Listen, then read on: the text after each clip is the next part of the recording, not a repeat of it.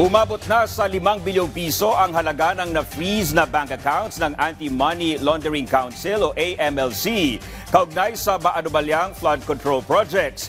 Makikipagtulungan naman ang ICI sa 16 na ahensya ng pamahalaan para mabilis na mabawi at maibalik sa kaban ng bayan ang mga nakulimbat na pondo. Yan ang ulat ni Harley Valbuena. The Filipinos have now been awakened. Justice is not enough. We need restitution.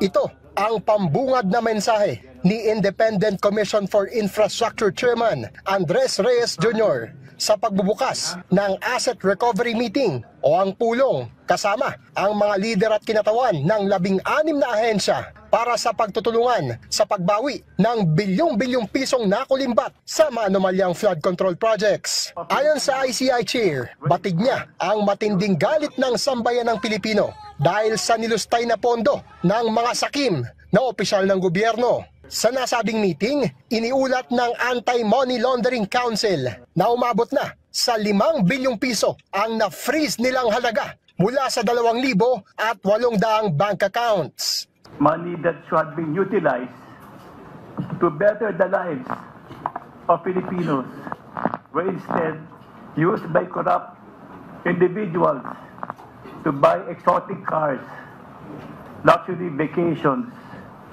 and even gamble in casinos. Kaugnay dito, target ng ICI katuwang ang mga ahensya na mabilis na mabawi ang mga ninakaw na pondo at maibalik ito sa kaban ng bayan. Bilang panimula sa asset recovery, isusubasta na ng Bureau of Customs ang nasamsam na 13 luxury cars ng mga diskaya. May mga kulang daw sa kanilang mga papeles, which now gives them gives them the right for them to auction this off. They're just going through the process of approvals with the DOF. Rest assured that we'll be efficient in providing what's needed from the POC. Kasama sa Assets Recovery Meeting ang Department of Public Works and Highways, Department of Justice, Bureau of Internal Revenue, Commission on Audit, Securities and Exchange Commission, Anti-Money Laundering Council at iba pang ahensya. Napagkasunduan sa meeting ang pagbuo ng Technical Working Group kung saan ang bawat ahensya ay magkakaroon ng isang kinatawan na magpupulong linggo-linggo upang mag-update hinggil sa pagbawi ng mga nakulimbat na pondo.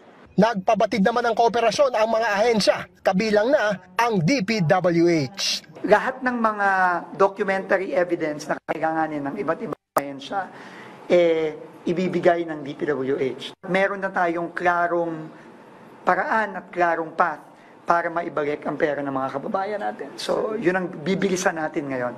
Harley Valbuena para sa Pambansang TV sa Bagong Pilipinas.